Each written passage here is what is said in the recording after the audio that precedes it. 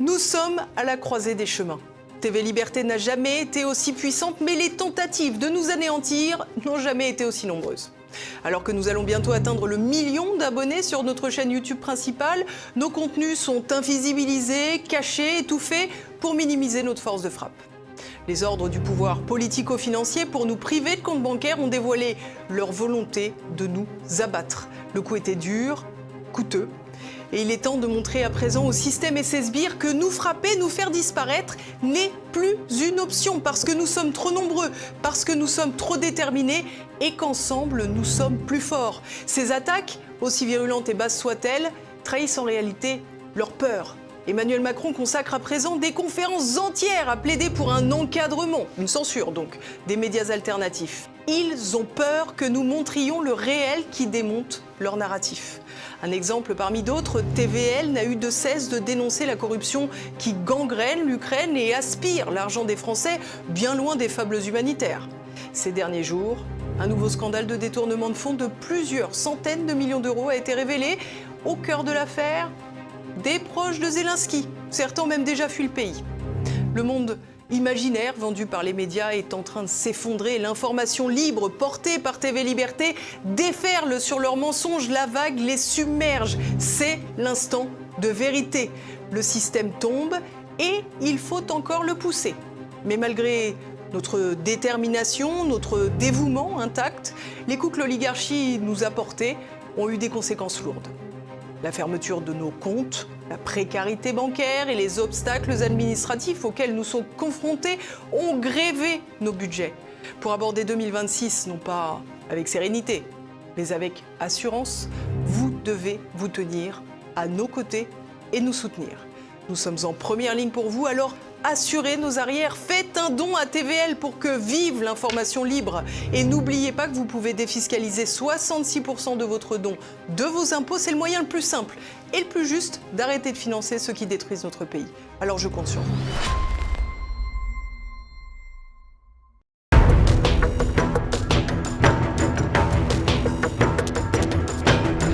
Dans la lignée de leur précédent ouvrage, Le Dernier Carré, Jean-Christophe Buisson et Jean Sévillat ont rassemblé historiens et journalistes de renom pour raconter les guerres civiles les plus marquantes de l'histoire de l'humanité. Bonjour Jean-Christophe Buisson. Bonjour. Bonjour Jean Sévillat. Bonjour. Jean-Christophe Buisson, il faut rappeler que vous êtes le directeur adjoint du Figaro Magazine et présentateur sur la chaîne Histoire. Jean Sévillat, vous êtes essayiste, historien et chroniqueur au Figaro Magazine. Et on peut retrouver des conversations avec Paul-Marie Couteau, très récentes, sur le site TVL. Site tvl.fr, sur lequel vous pouvez vous procurer déjà, bien évidemment, l'ouvrage qui est publié chez Perrin avec le Figaro Magazine. Messieurs, vous avez sélectionné dans cet ouvrage collectif 20 guerres emblématiques sur les 5 derniers siècles. Cependant, vous indiquez en exergue de votre propos que les guerres civiles sont inhérentes à la condition humaine. Il y a toujours de la conflictualité, les hommes n'ont pas les mêmes intérêts, les mêmes goûts, il y a des passions collectives, des passions individuelles, il y a des ambitions. Voilà. Donc il y a de la conflictualité, la société humaine en général est conflictuelle. Cela veut dire que tout conflit va dégénérer en guerre civile. La guerre civile, c'est le maximum du conflit. Jean-Christophe Buisson, les Grecs parlaient, vous le dites, de stasis pour évoquer une guerre interne, polémos pour la guerre extérieure, pour donner la définition la plus juste, la plus complète d'une guerre civile, au sens contemporain, vous citez Olivia Carpi en page 11, et vous donnez une définition assez claire et assez stricte finalement de qu'est-ce qu'une guerre civile. Qu'est-ce qu'une guerre civile ? Et assez simple, une guerre civile, le préalable d'une guerre civile, c'est qu'il faut qu'il y ait quand même un État constitué. Un État constitué par une communauté qui, jusqu'à maintenant, a partagé suffisamment de points communs dans tous les domaines, une culture commune, une civilisation commune, une religion commune. Et puis, à un moment donné, pour des questions, comme le disait Jean Sévillat, d'ambition, de rivalité, eh bien, il y a au sein de la communauté une sous-communauté qui se crée et qui a l'impression qu'elle est privée du pouvoir, de manière illégitime, que le pouvoir n'est plus partagé, et considère qu'il faut en effet se débarrasser de ce qu'on considère désormais comme une communauté ennemie, adversaire, pour conquérir le pouvoir et gérer l'État à sa place. Une guerre civile se déclenche généralement pas d'un point de vue spontané, elle se déclenche à partir d'une succession d'inimitiés, de malentendus, de rivalités, qui à un moment donné explosent avec avec comme le disait Mao Tse-tung, une seule étincelle peut mettre le feu à la plaine. On peut citer Mao Tse-tung chez vous, c'est ça qui est formidable. Parce que c'est vrai ce qu'ils disent, il faut une étincelle pour déclencher un conflit, mais qui est généralement un conflit qui est sourd depuis des années, voire des décennies, et qui peut être un conflit au départ social, politique, idéologique, religieux. Il y a autant de guerres civiles que de situations. Jean Sévilla, quand je fais la distinction entre stasis et polémos chez les Grecs, on s'aperçoit finalement que cette distinction originelle permet de mesurer la permanence en fait du phénomène depuis les Grecs. Oui, d'ailleurs, nous avons fait le choix dans ce livre de commencer à partir de la Renaissance, mais on aurait pu commencer à partir de la guerre civile la plus connue, celle qu'étudiaient autrefois tous les lycéens quand ils faisaient du latin, qui est la guerre civile à Rome. C'est en effet une des deux tendances, une des tendances profondes de toute organisation sociale, c'est de générer le conflit, la division, et on pourrait presque dire que les moments d'unité sont plus rares que les moments de division. Alors, une fois la définition posée, on retient aussi comme point essentiel, vous l'avez évoqué à l'instant, Jean-Christophe Buisson, au sein des conflits qui sont souvent bien différents, et on le voit à travers les exemples que vous avez pris, bien différents, que les guerres civiles n'éclatent jamais soudainement. Et j'ai regardé le cas qui illustre peut-être le mieux ce propos, c'est la Yougoslavie, à laquelle vous êtes toujours très intéressé. Oui. Rien de soudain. Rien de soudain. Et d'ailleurs, je n'ai pas voulu évoquer les guerres des années 90 parce qu'on ne comprend absolument pas les guerres des années 90 si on ne remonte pas aux guerres civiles, à la guerre civile et plutôt aux guerres civiles qui ont lieu pendant la Seconde Guerre mondiale sur ce territoire qu'on appelait la Yougoslavie. Parce que je dis les guerres civiles parce que c'est un conflit qui était à la fois ethnique, religieux, territorial et idéologique. C'est la guerre civile des guerres civiles, presque la guerre en Yougoslavie dans ces années-là, puisque vous avez aussi bien des orthodoxes qui se battent contre des catholiques et ou contre des musulmans. Vous avez Tito le communiste contre Draža Mihailović le monarchiste. Vous avez des Serbes dans des régions minoritaires, dans des régions majoritairement croates et l'inverse. Donc tous les ingrédients de ce qu'on a entendu parler dans les années 90 sont dans ces années-là. C'est pour ça que Alors vous allez me dire, mais alors les années 40, ça n'a pas éclaté par hasard non plus. Mais non, ça n'a pas éclaté par hasard parce que dans les siècles précédents, les Croates et les Slovènes étaient intégrés à l'Empire austro-hongrois alors que les Serbes tentaient de se libérer de l'Empire ottoman. Les Bosniaques et les Albanais du Kosovo étaient plutôt musulmans et très bien intégrés à l'Empire ottoman. Donc tous ces conflits-là se sont accumulés avec les siècles, des malentendus, des rivalités, des jalousies. Et Tito a joué pendant des décennies très habilement avec toutes ces conflictualités maintenues après 1945. Et lorsqu'il est mort, sa succession n'a pas été préparée. Il a fait en sorte que, c'était après moi le déluge d'une certaine manière, il a fait une présidente tournante. Pendant 2 ans, c'était un Serbe, puis un Croate, puis un musulman, et est arrivé ce qui devait arriver, ça a explosé à un moment donné, et tous les frustrations, les guerres, ne pas oublier que dans les années 41-42, des centaines de milliers de Serbes ont été massacrés par des Croates, essentiellement parce qu'ils étaient orthodoxes. Tout ça est remonté, et quand la Croatie a déclaré son indépendance en reprenant le même drapeau que ce drapeau qui était considéré comme un drapeau pro-nazi, Ustashi, par les Serbes, les Serbes ont vu rouge, c'est le cas de le dire, et se sont vengés, ont eu l'impression que le cauchemar recommençait. Question subsidiaire, si il y avait tant de signaux d'alerte, à chaque fois on s'aperçoit qu'ils ont été ignorés. Est-ce que le préalable à une guerre civile, c'est le fait d'avoir ignoré les signaux d'alarme qui allaient amener à cette guerre? Oui, mais là c'est systématique ou est-ce que c'est dans le cas de la Yougoslavie? Non, mais on fait de la théologie en disant ça, parce que nous, on sait ce qui s'est passé après, donc on s'est dit, ah bah oui, on aurait pu le prévoir, mais je crains que justement les guerres civiles n'éclatent que parce qu'on ne voit pas ces signaux, parce qu'ils sont parfois invisibles, ou effectivement, non pas vus comme des signaux, mais vus comme des épiphénomènes. Dans le livre, dans la préface, on rappelle que par exemple, mai 68, il y avait des ingrédients de guerre civile, pourtant ça n'a pas dégénéré comme une guerre civile, et pourtant personne s'est dit à un moment donné, oh là, on est à la guerre civile, alors que les mouvements maoïstes, gauchistes souhaitaient la guerre civile. Je rappelle que Serge July a écrit un livre qui s'appelait vers la guerre civile en France. Il le souhaitait d'une certaine manière, parce que c'était le seul moyen d'accéder au pouvoir. Mais les événements avant-coureurs sont quand même nombreux. 1917 en Russie est annoncé par 1905. La guerre civile espagnole de 1936 est annoncée par le révolte des Asturies en 1934, où il y a un même phénomène qui se prépare. La guerre d'Algérie, il y a un signe avant-coureur qui a été méconnu à l'époque, qui sont les événements de Sétif en 1945, une révolte qui a été indépendantiste, qui a été matée avec une très grande violence par l'armée française. Enfin voilà, c'est très fréquent. Je poserai cette question parce qu'on y reviendra tout à l'heure sur le fait de pouvoir prévenir des possibles guerres civiles à venir cette fois-ci.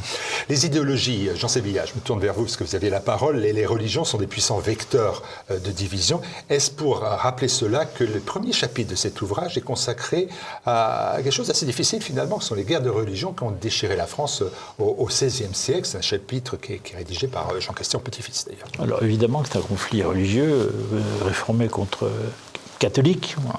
Mais enfin, c'est un conflit religieux, c'est un conflit en réalité politico-religieux, parce que chacun des deux camps, les huguenots comme les catholiques, d'abord sont persuadés chacun de détenir la vérité. C'est une époque où la tolérance au sens philosophique du terme n'existe pas. Chacun est persuadé que l'autre va aller en enfer et que pour sauver l'âme de l'autre, par charité, il faut le ramener dans son camp. Bon. Mais c'était un conflit politique, parce qu'en réalité, au départ, et d'ailleurs longtemps, la monarchie a essayé de jouer un rôle d'équilibre, compliqué, très compliqué, entre les deux camps, même si les rois de France sont de tradition catholique. Mais enfin, chacun des deux camps a essayé d'attirer le roi à l'autre, c'est-à-dire le pouvoir, le roi ou la régente, le cadre de Médicis, a attiré le pouvoir dans son propre camp.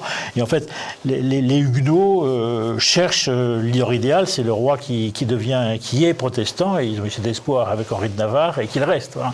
Et la même chose du côté catholique. Et chaque camp a ses extrémistes, chaque camp va s'appuyer, c'est important, peut-être je peux glisser là maintenant, sur l'étranger. Voilà. Les protestants français se sont appuyés sur l'Angleterre, et les extrémistes catholiques se sont appuyés aussi sur la Ligue, se sont appuyés en cherchant un soutien du côté de l'Espagne. Donc le rôle de l'étranger est très fréquent dans les guerres civiles. On retient ça, le rôle de l'étranger, on retient aussi, pour cette guerre, le nombre de victimes. On parle d'1 million de victimes. Les guerres de religion, avec la peste, les guerres de religion en France sont etc. quelque chose de tout à fait considérable, et le nombre des destructions sur les hommes et aussi des destructions sur le patrimoine. Enfin, le vandalisme huguenot est tout à fait considérable. Le nombre d'églises ou cathédrales en France qui sont aujourd'hui encore mutilées, on pense à 1793, mais non, il y a eu des très très grandes destructions de bâtiments, qui est une perte de patrimoine, donc pendant les guerres de religion. Les fractures vécues en France, elles ont pu être religieuses, on vient d'en donner un cas, on vient d'en parler, mais aussi elles sont idéologiques. L'exemple type, c'est la Vendée. Bien sûr. Alors avant, il y a eu la Fronde qui est politique, alors qui n'est pas idéologique, mais qui est politico-religieuse, mais surtout politique. D'ailleurs, c'est la première, je pense, guerre civile vraiment politique. Mais c'est vrai que les guerres de Vendée sont le prototype de la guerre politico-idéologico-religieuse, parce que les motivations des révoltés de la Vendée en 1793, elles sont presque plus religieuses que politiques au départ. Ils demandent juste pouvoir continuer à travailler et vivre dans leur pays en gardant leur foi. On leur demande d'abandonner leur foi, ce qui est intolérable pour eux. Et d'ailleurs, eux-mêmes, les Vendéens aujourd'hui ont du mal à considérer ça comme une guerre civile. Parce que la France n'est plus la France. Ils se sentent plus français si cette France, c'est la République. Ils ne se sentent pas républicains. Or, la République, c'est à la volonté de se substituer à la France, et aujourd'hui encore, c'est frappant. On emploie le mot République au lieu du mot français dans bien des cas, comme si c'était la panacée. Non, la République est une forme politique qui correspond à la France aujourd'hui, mais ça n'a pas toujours été le cas. Et les Vendéens, de cette manière, se disent, mais ces gens-là, les Bleus, ne sont pas comme nous, donc c'est pas une guerre civile, c'est l'étranger. C'est ça qui est assez fascinant, c'est l'étranger qui veut nous imposer des prêtres dont on ne veut pas, ou plus de prêtres du tout, et qui veulent nous imposer un mode de vie, un mode de la conscription obligatoire, on n'en veut pas, donc il y a une espèce de sécession, et ce conflit est assez frappant pour cette raison, lui aussi qui a fait beaucoup de victimes en effet. C'est aussi lié au fait que la réalité nationale, à l'époque, enfin, le mot nation existait, n'avait pas tout à fait le même sens aujourd'hui, mais était perçu à travers la personne du roi, qui était l'incarnation de la France. Voilà. Dès lors que le roi n'est plus là, ou ceux qui combattent le roi ou qui ont coupé la tête du roi, ce sont des étrangers pour les Vendéens. On n'a pas la même perception du fait national que nous. Sur les autres facteurs, on relève des facteurs sociaux, par exemple la commune, et puis aussi identitaire. Et là, vous parlez de l'agonie de l'Algérie française. Sur ce sujet, Jean Sévillia, vous écrivez « Le sang n'a pas cessé de couler sur ce que fut l'Algérie française ». Oui, d'abord, ça pourrait surprendre qu'on ait mis la fin de la guerre d'Algérie dans comme une guerre civile, le traité comme une guerre civile, mais il faut rappeler d'abord un fait juridique qui est important, c'est que depuis le statut de 1947, tous les habitants d'Algérie, quelle que soit leur origine, sont à la fois citoyens français et nationaux français. Donc juridiquement parlant, même les pires terroristes du FLN sont des citoyens français. Donc c'est une guerre civile. Voilà. Alors évidemment, comme cette guerre civile s'est terminée par l'indépendance des départements d'Afrique du Nord, on a tendance à la regarder comme une guerre contre des étrangers. Mais en réalité, c'est une guerre entre Français. Et c'est une guerre à entrée multiple. En réalité, c'est plusieurs guerres civiles qui sont entrecroisées, parce qu'il y a indépendantistes contre loyalistes à la France. Il y a une guerre au sein de l'indépendantisme entre le FLN et ses concurrents du MNA. Il y a une guerre entre Français de France, on va dire, entre les partisans de Gaulle et les adversaires de De Gaulle. Une guerre des pieds noirs en Algérie, donc, contre le gouvernement français de Paris. Voilà. Donc c'est une guerre entre multiples. Les derniers mois, et pratiquement les tout derniers mois, à partir de la signature des accords d'Évian, dont on dit qu'ils signent la fin de la guerre d'Algérie, mais c'est absolument l'inverse. Après, le dernier mois de mars 62 à juillet 62 est un bain de sang permanent. Est-ce que vous pensez, quand le président Tebboune en Algérie tient des propos anti-français, qu'il poursuit volontairement cette guerre civile à bas bruit ? Bon, on sait que c'est une stratégie du pouvoir FLN, puisque le pouvoir actuel, c'est la poursuite du pouvoir FLN, de maintenir une vision mémorielle anti-française, parce que c'est un moyen de mobiliser la nation et les jeunes Algériens autour d'une idée de la France qui serait coupable de tout, de ce qui s'est passé hier, comme ce qui se passerait aujourd'hui. Voilà. Cette continuité comme ça des guerres civiles, j'ai pensé aussi à quelque chose qui n'est pas dans l'ouvrage, à laquelle j'ai réfléchi à l'aune des récentes et incessantes d'ailleurs polémiques autour du maréchal Pétain, de M. Pétain. Est-ce que ces réactions pour ou contre Pétain, ce n'est pas non plus la continuation, même symbolique, d'une forme de guerre civile entre ce qui était la France de Vichy, pour faire simple, et la France libre, Pétain versus De Gaulle. François Furet, je crois, dans Le passé d'une illusion, a développé cette logique de guerre civile, surtout à la Libération, avec la violence entre Français, cette fois-ci, selon le terme générique de l'épuration. Est-ce que vous ne l'avez pas inscrite dans votre ouvrage, et pourtant, est-ce que ce n'est pas une guerre civile, encore avec ses conséquences en 2025 ? On en a discuté, on a envisagé effectivement la façon de s'opérer la libération à l'intérieur, enfin l'épuration en réalité. C'est un syndrome de guerre civile. Il y a des meurtres, il y a des assassinats, enfin, exécutions sommaires. Règlement de compte, bien sûr, règlement de compte privé. Je veux dire, on accuse celui dont on vous convoite la femme d'avoir été un collabo et on s'en débarrasse comme ça. Bon. Mais une vraie guerre civile débouche quand même sur un moment où tout le monde prend les armes. Or, les vichistes étaient dans n'était pas en situation de puissance, évidemment, en 1944-1945. Donc, c'est pas dans ce sens-là, c'est pas une vraie guerre civile. Mais il y a un autre élément, c'est qu'à l'époque, il y a un début de guerre civile parce que les communistes veulent prendre le pouvoir. Il ne faut jamais oublier que c'est parce que Staline et De Gaulle se sont entendus que les milices patriotiques ont été désarmées. D'ailleurs, un certain nombre ne voulaient pas, comme Guingouin dans sa région. Le Parti communiste avait bien conscience que, comme en Russie en 1917, comme dans beaucoup de pays d'Europe centrale et orientale, le seul moyen de prendre le pouvoir, c'était l'État en place, et l'État qui était en train de se remettre en place, celui du gouvernement provisoire du général de Gaulle, il fallait qu'il soit déstabilisé, il fallait qu'il y ait une situation de chaos, et c'est eux qui produisaient le chaos avec l'idée qu'on prendra le pouvoir après. Ce que disait Jean Sévillia tout à l'heure sur le fait que l'étranger participe souvent à une guerre civile, c'est vrai dans beaucoup de conflits qu'on traite, parce que ce sont des conflits, que ce soit en Chine, que ce soit en Grèce, que ce soit en Yougoslavie, où le Parti communiste est très présent, que ce soit la Russie, bien sûr, en 1920, 1921, 22, et en France, en 1940, jusqu'à que Staline dise à Torres, non, on ne prend pas le pouvoir, on va essayer par les urnes, il y a tout intérêt à ce qu'il y ait une guerre civile. Donc les communistes entretiennent cette idée de guerre civile, de Français qui se débarrassent d'autres Français, qui épurent d'autres Français, avec des accusations qui sont parfois tout à fait légitimes. Il faut fermer la fenêtre qui s'est ouverte avec 1940. Mais pendant 1940-1944, c'est aussi une guerre civile sourde, parce que c'est des Français contre des Français, des Français qui tuent d'autres Français, qui appellent à tuer d'autres Français. Donc évidemment qu'il y a cet esprit de guerre civile, et qui s'est maintenu. Pourquoi ? Parce que le Parti communiste, s'il n'a pas pris le pouvoir dans les urnes en 1940, 1945, il l'a pris dans les cerveaux, il l'a pris dans les médias, il l'a pris dans les universités, il l'a pris dans un certain nombre de structures culturelles, et avec l'idée de maintenir cette idée qu'il y a des bons et des mauvais, des bons Français, des mauvais Français, les bons Français étant ceux qui sont dans le progrès, dans l'idée que le communisme peut être l'horizon de l'humanité.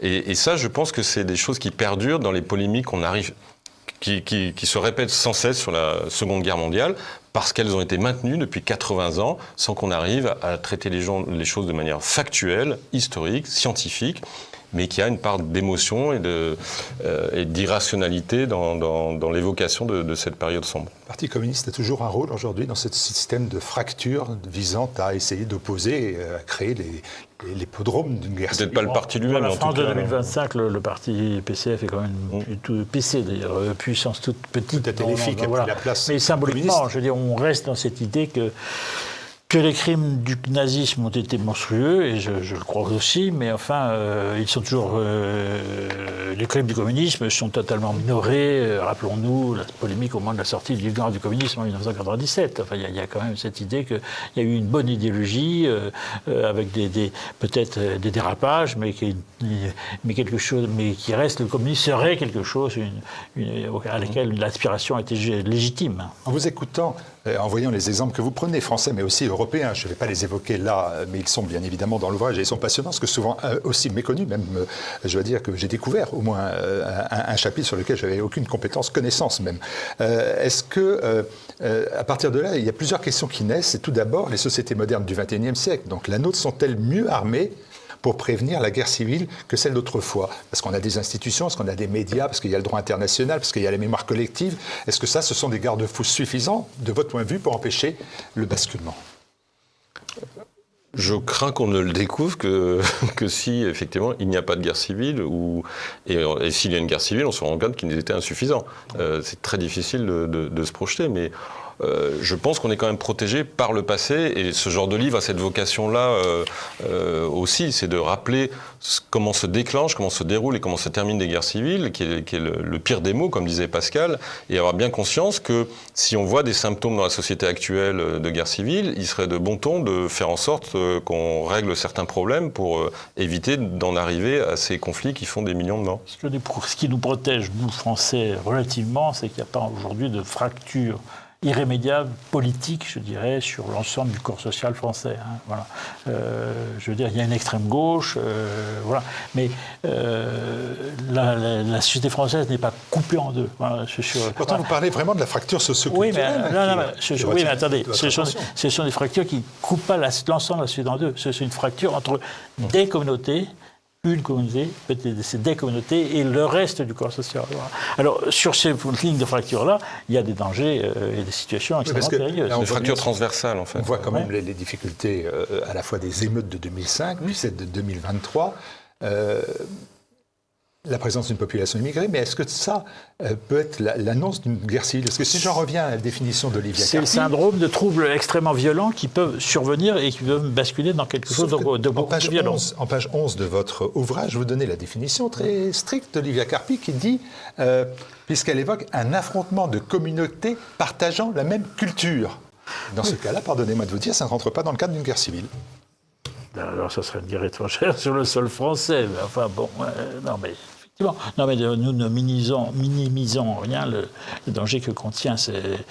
Mais effectivement, ce sera un type nouveau. Mais encore qu'on pourrait objecter que ceux qui sont sur le sol français ont la nationalité française. Hein. Bon, donc, et que c'est un élément culturel, que la nationalité ou la citoyenneté française relève de l'élément culturel insuffisant pour faire une communauté nationale intégrée. Donc ma question est très simple. Est-ce qu'une guerre civile est possible en France aujourd'hui? Est-ce que le phénomène peut se reproduire? Il s'est déjà reproduit, vous l'avez déjà produit, ça vous l'indiquez. Est-ce qu'il peut se reproduire?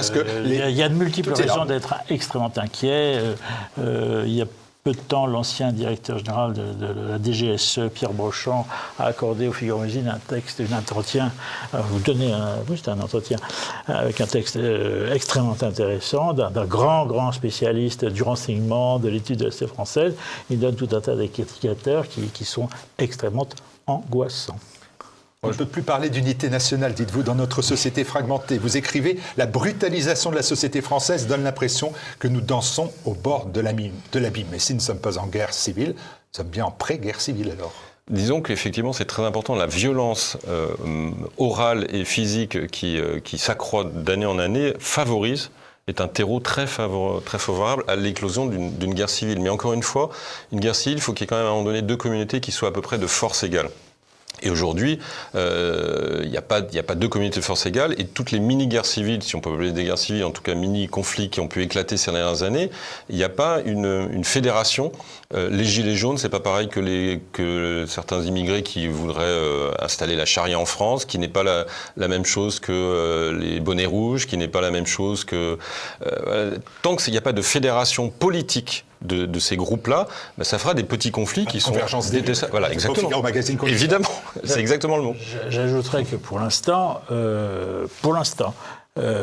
sur le plan des moyens techniques de ce qui fait une guerre, l'emploi de la force, des armes, etc., les moyens sont encore très largement du côté de l'État, qui est normalement le seul détenteur de la violence légitime. La question est de savoir s'il y aurait, en cas de trouble extrêmement fort, une volonté de l'État d'exercer totalement et pleinement sa mission de gardien de l'ordre.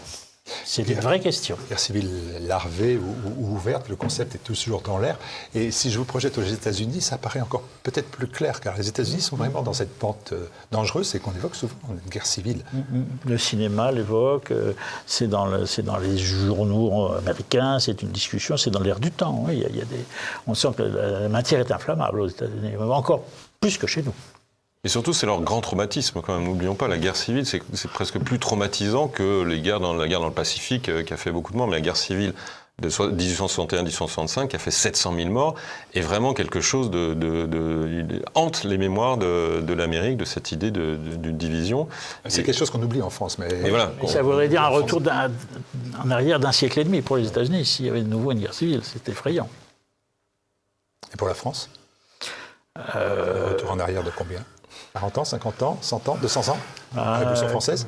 Oui, la vraie grande guerre civile. La vraie dernière grande guerre civile, pour moi, on l'a mis de la Commune, mais c'est quand même un peu limité. En fait, c'est la région parisienne, oui. Sans doute la Révolution française, oui. Bien sûr. On en a encore des conséquences, non? Bien sûr, on baigne dedans. Puis d'abord, si on cessait d'avoir le culte de...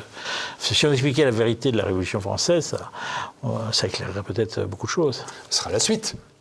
Ça sera la suite. En attendant, je vous invite à lire Les guerres civiles de la Renaissance à nos jours. La nécessité de bien connaître cela pour tout simplement peut-être pour conjurer le pire. Merci à vous.